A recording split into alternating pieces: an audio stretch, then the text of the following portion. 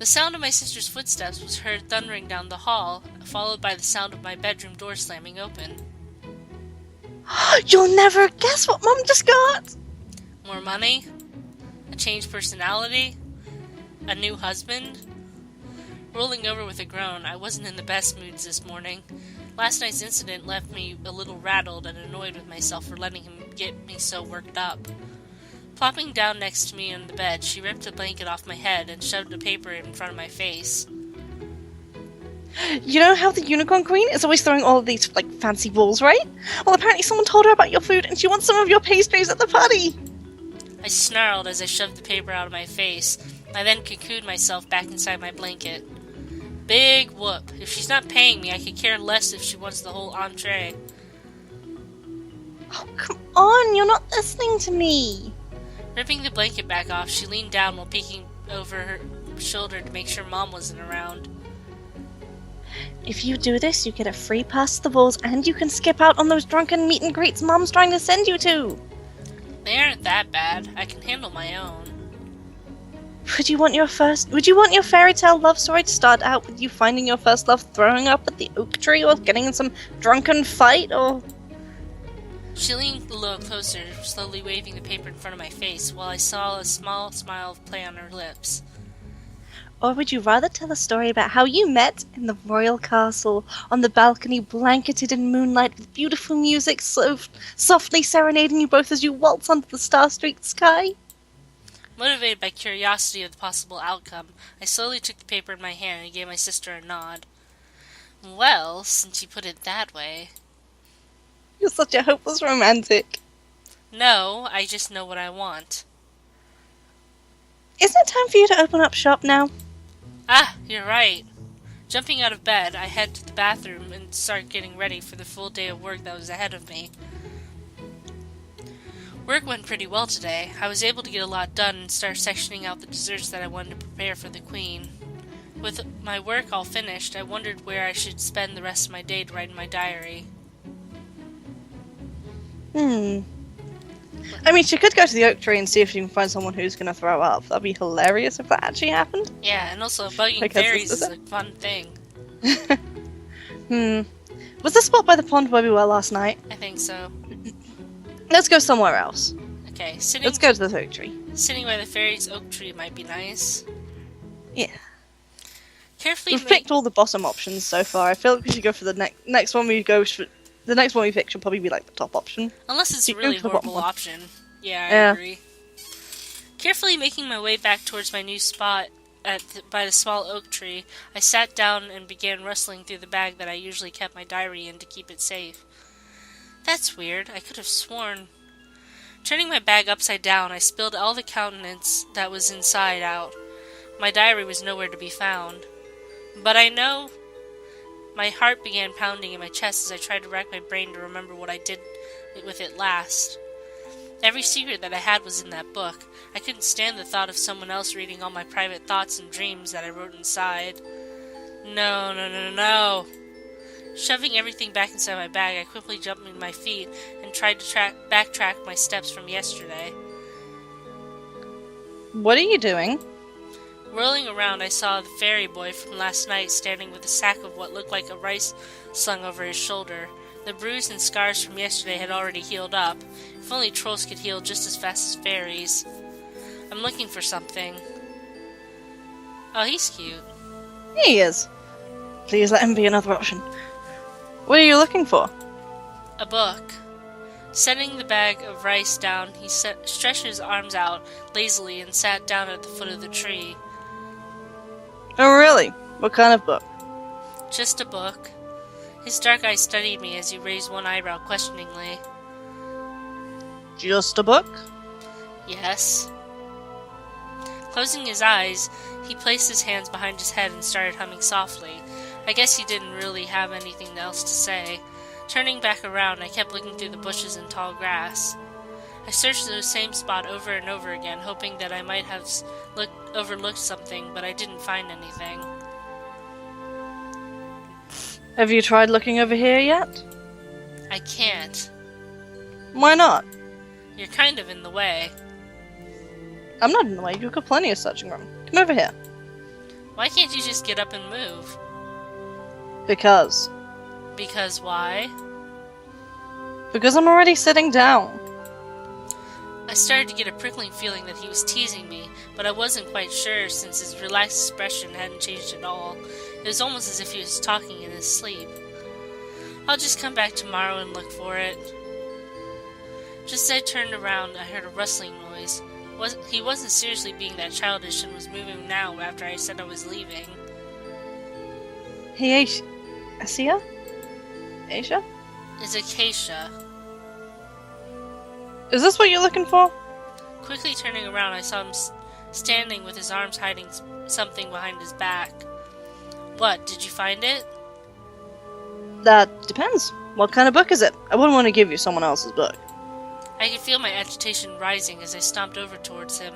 Stopping in front of him, I held out my hand. Let me see it and I'll tell you if it's the book I'm looking for or not.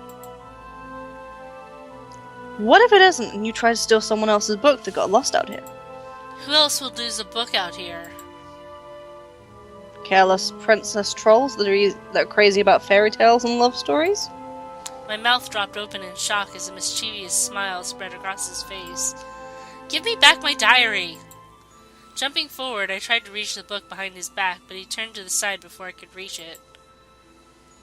Ah, so you're looking for your diary. Of course I am. You should already know that, seeing as how you read it. Oh, I didn't know it was a diary. I thought it was just some poorly written princess story. Are you going to give it back or not? I am, but I want you to first answer a question for me. What? What's my name? How should I know? It's Rumpelstiltskin or something, I don't know. just say that, it'll be fun. Pulling my diary out from behind his back, he shrugged his shoulders. Well, then I guess you don't want this back. I reached forward trying to snatch my diary out of his hand, but he pulled it away and used his other hand to grab my wrist. What's with them grabbing her wrist all the time? Like, seriously, personal space, guys! Not so fast. You still haven't answered my question. Let go of... No. His dark, intense eyes bore into mine. He tugged my wrist, causing me to take a step closer towards him. His warm breath gently brushed my skin. I said, let go... So? That mischievous smile spread across his face again, and everything around me started to feel like it was slowly tilting. It felt like his deep, beautiful eyes were slowly pulling me in. He's a fairy. That's not good. Because they can do magic. Yeah. Well, trolls can do magic too, but still. If you don't let go by the count of 3... Seriously, Aisha, you don't have to act like I'm some disease or something. Calm down. I'm starting to think that this guy's name is Mr. Dickwad. Mr. Dickwad. Letting my wrist drop, he pinched my cheek. Oh my god. Smacking my hand away, I swung a fist at his face, but he easily dodged it by using my diary to knock my arm back. I'm not acting like you're a disease, I just enjoy my space. With a chuckle, he handed my diary back to me. Just so you know, I didn't read your diary. Then how did you know? I was guessing. I wasn't expecting a troll like you to actually be interested in all these girly things. Then again, after seeing how you acted today, I guess it's not that unbelievable. What's that supposed to mean? It means what it means. Walking away, he gave me a little wave while picking back up the sack he had set down. You're rough, but there's also something about you that I can't quite find the right word for. Looking down at my diary, I saw that the lock was still intact. I had kept the key in my bag, so he was telling the truth about not reading it. Glancing back at him as he walked towards his home, I bent down and picked up one of the fallen acorns and flung it at his head. Ow! Hey, I know you're rough, but you really need to find a better way to get people's attention. What's your name? My voice was barely above a whisper, and as I avoided making eye contact with him. Huh? Your name, what is it? After a long pause, I glanced over at him to see if he was still there. It's Edivine. Thanks, Evine. Cute. No problem, Aisha. Aw, they're cute. They are. Giving me another small smile, he shook his head and continued walking back home. I couldn't stop the smile that was slowly creeping on my face, even though all we did was sort of argue. It was kind of fun. After finishing up with some more chorus and breaking some more desserts for tonight's meet and greet, I decided to explore a little outside. Searching around the cottage where my window was at, I tried looking for any kind of clue that could possibly tell me who my secret letter writer was. When did we get a secret letter? What? Did we miss something? I feel like we did. Yeah. Nothing. With no luck, I brushed the hem of my dress off since so much dirt had gotten on it while I was tiptoeing through my mother's garden, which was strangely back to normal again. Mom works really fast. Pulling some plums off the plum tree behind the house, I walked back up to the front. I was debating on whether I wanted to go to the meet and greet or skip off somewhere and find something fun to do. After the short back and forth I had with Edwin, I was feeling kind of hyper. I don't usually get a lot of chances to goof around with others my age, and even when I did, most of the time I end up making somebody cry. The sound of my mother and sister's voices snapped me off my train of thought. Sis, where are you? The meet and greet is in a few minutes. Or minuets. Yes. It's a musical term. Taking one last bite of the plum, I tossed the pit in it away and ducked down behind the bushes. Acacia! Right as they made their way into view and in front of the bush, I jumped out towards them with my arms raised high and let out a loud shout. Boo! Acacia! Have you lost your mind? Oh no, Aaron, I'm so sorry. Putting my arms down, I saw the cake that I had baked smashed all over the troll from last night. Oh dear. I'm sorry, I didn't know. Now look what you've done. Why'd you do that? I was just trying to play a joke and... Act like you've got some sense, Acacia. It's reasons like this that make you have such a hard time finding a mate. I stood there quietly and extremely embarrassed. I didn't know they were carrying my cake. Neither did I know that Aaron was with them. Are you okay, Aaron? I didn't mean... Oh, he's scared. Yes, he is. It's okay. I just like a warning next time you try to make a joke. Giving me a weak smile, he whipped up some of the icing off of his shirt. My mother and sister helped usher him into the house to clean up. Acacia, I think you should go ahead and leave now. We can talk about this later. Shutting the door behind her, they left me outside all alone. Whoops. Yep. The night carried on like any other, and today I was even able to catch the attention of a few other trolls, but they all left to go talk to someone prettier or smaller than me. Aww. Though that was good for me because that gave me some free time to sneak off and search for new spices. As I started searching through this bundle of herbs I had found, the smell of cinnamon and familiar spice began to dance in my nostrils. Can we just punch him? Just punch him. I didn't pick up any cinnamon. Picking through the spices, I waved them towards my nose to see which one was giving off the intoxicating smell. Whichever one it is smells so good. Stop talking to yourself, oh my god. Yeah, it's not good. So you like my cologne, huh? No. Looking up, I saw Damien standing in front of me, his chest exposed once again, I noted. I see no chest exposed. There is no exposure there. Come on, game. You promised us. My god. Staring again? I know I'm handsome, but control yourself, Buttercup. It was then when I realized my mouth was open in shock. Shutting it, I put the spices back in my small basket. I was looking at the bug crawling on your chest.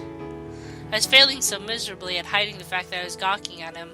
Why was he so handsome and so arrogant about it? I don't see any bug. I pointed up towards his chest. There it is, right there. Did she do the flick nose thing? I think she did. I think she did. Ow! With one quick motion, I slapped his bare chest, which caused him to reel back in pain and shock. Even better. What are you hitting me for? Giving him my best innocent look, I shook my head in confusion. Oh, I thought I saw a bug. His eyes narrowed at me with a mischievous grin slowly spreading across his face. Oh, really? I think I see it on you now that you mention it. Now they're just gonna have a slap fight. I jumped back as he... Oh god. Pardon? The bug was on his chest, and now the bug is on her chest. Probably. Oh, I don't yes, that's not know. good. Oh god. I jumped back as he started advancing towards me. I swear if you touch me, I'm going to snap your fingers off and shove them in your eye sockets. What the heck? He let out a genuine laugh, and I noticed his laugh wasn't too bad either. It was kind of pleasant. Violent as ever, aren't you, love? That's not my name. Not wanting the pet names to persist, I tried to change the subject. Where did you get the spices for the cologne you wear? I'll tell you if you do me a favor. I looked at him cross while he stood there smirking down at me. Starting a conversation with him this close was a bad idea. I should hurry up and end it quick. Forget it. Trying to take a step back from him, I felt my back hit the trunk of one of my trees. Demeen then placed one hand on the trunk on the side of my head. I felt his fingers faintly brush my cheek. Stop touching her, you creep. Yep. He stared at me with his breathtakingly beautiful silver eyes. His gaze dropped down to my hand and his smirk grew even bigger. I didn't know women your age still carried around a diary. Jerking my head back, it bumped up against the tree trunk as I hid my diary behind my back. I could feel my face grow hot out of embarrassment when I looked up to glare at him. A small gasp escaped my lips. Demeen was way too close. Trying to push him back, I punched his chest, but it didn't seem to affect him at all as he grasped my wrist. Just how strong was this guy? You better back up. I will if you do me a favor. He leaned in close. The smell of his cool, minty breath brushed past my face.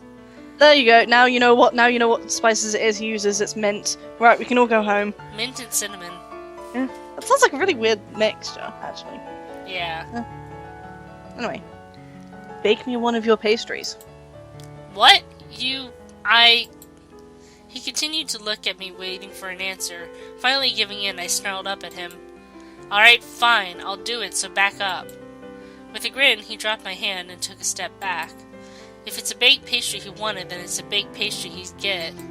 Oh god, she's gonna put, ipecac in it. She's gonna, throw it in his face. Yeah. Turning away and walking back home, I felt an evil grin spread across my face. I'll bake you something that will knock your taste buds right off, off your tongue, you arrogant toad.